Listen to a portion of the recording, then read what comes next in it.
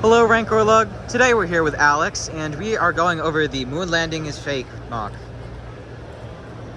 So, one quick question. What was your inspiration for making this?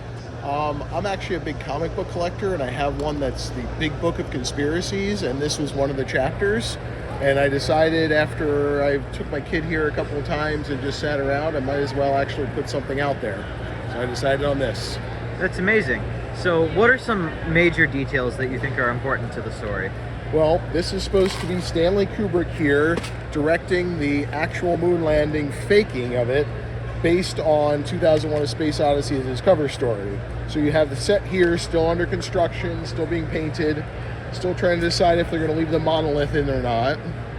And then you have the behind the scenes part where you have working on the sequel where they'll have a lunar rover there, the commissary with the different space suits.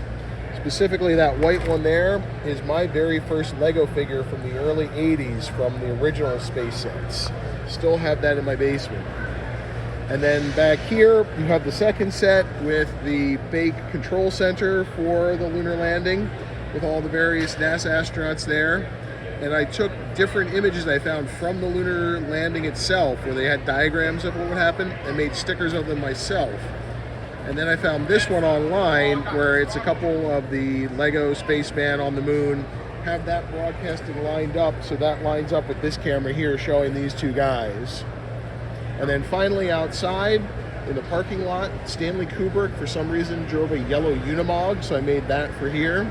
And very famously, Armstrong had a Corvette Stingray that he got from a dealership in Florida for $1 while he was down there.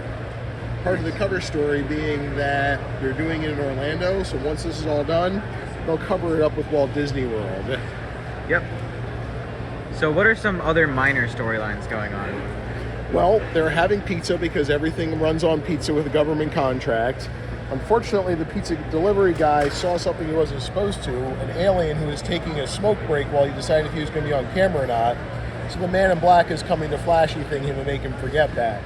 And you can see Men in Black all throughout the rest of the station, all with the identical uniform of the black suit and the mirrored sunglasses. Nice. One quick final question. Sure. What is one small detail that you think people will miss? So I figured in the early 70s, George Lucas was probably a teenager. I always pictured him being an intern on the movie set and seeing this woman here with the unusual hairstyle that he might put into some future movie that he would work on in 6 to 7 years. Oh, wow. Well, amazing mock, and I really think this is a really funny mock for comedy.